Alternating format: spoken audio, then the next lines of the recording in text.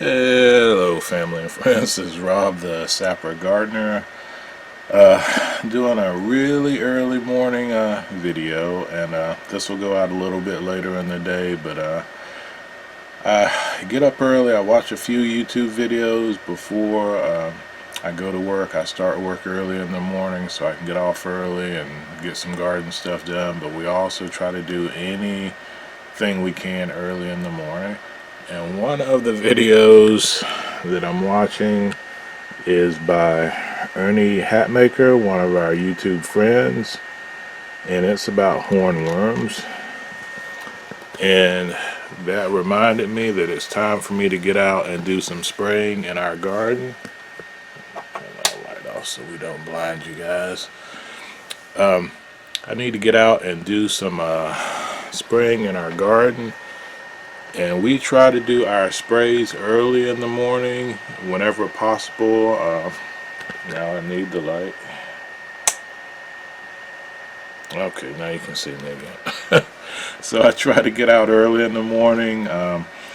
We try to beat our pollinators out when we spray because we don't want to spray them. Most of the stuff we use is not harmful for them. Everything that we use is organic or natural. And two sprays that we like to use are neem oil, which takes care of insects that are feeders like hornworms, any insects that are eating the leaf of the plants or the fruit of the plants. You spray that on them.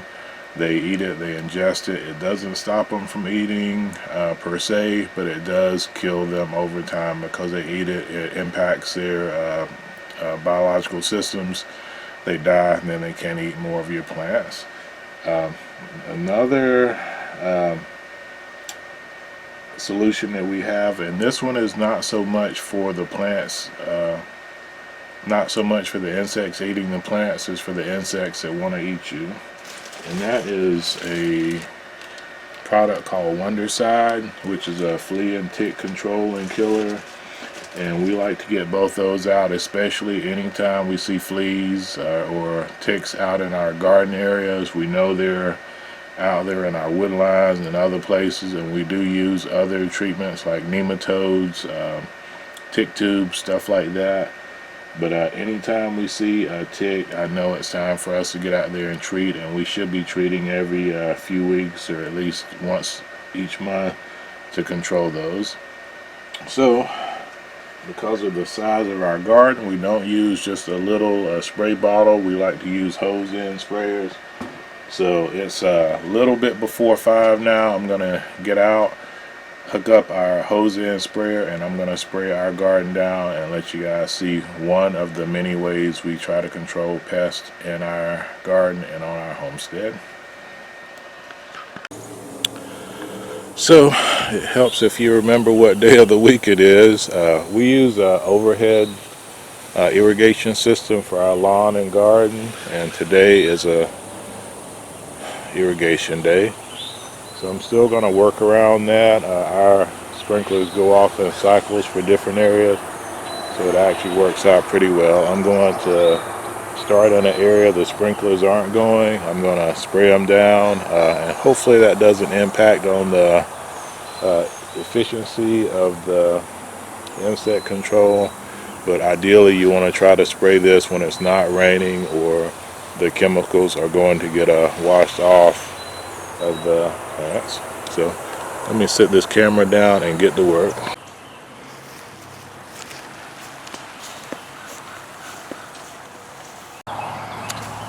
So for tick control, you want to start at the base of your house and work your way out. The neem spray is just for the plants, but since we're doing both, maybe a tiny bit wasteful, but we still get to knock out two things at one time. So I'm going to start spraying up at the base of our house. Then I'll work our way around the garden. We'll follow the sprinkler. And as everything turns off, we'll get everything coated with the neem and the Wondercide, including the lawn.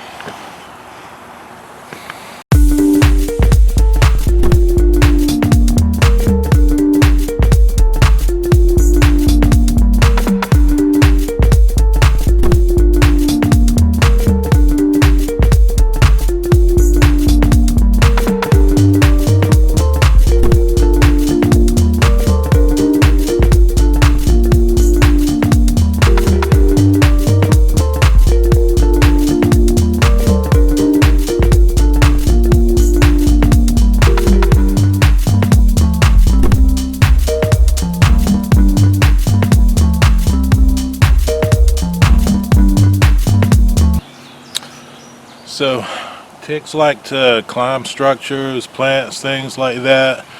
So anything like chicken coops, greenhouses, plants, you want to make sure you spray those good and thoroughly. That way, if the ticks do climb up thinking they're going to grab onto something and then grab onto you, they get a little deadly surprise. And fleas obviously can be anywhere, but mostly in your lawn, so you want to make sure you get that coated well too. So let me get back to work.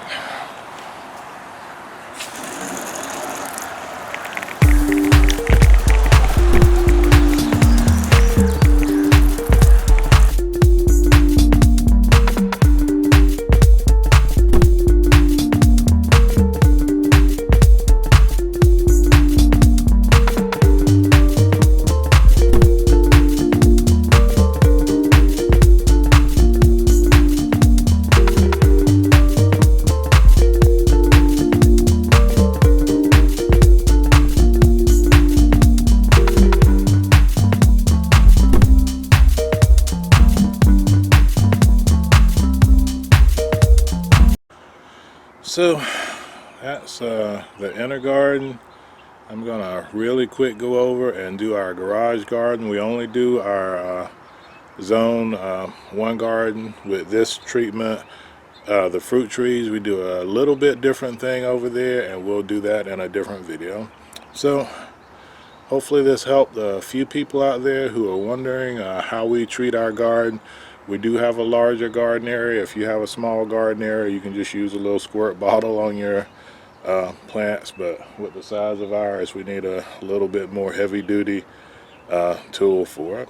So as always, it's Rob, the Sapper gardener, representing Essayons Family Garden, saying God bless our great country America, and God bless you wherever you reside around the world. Take care. Sapper out.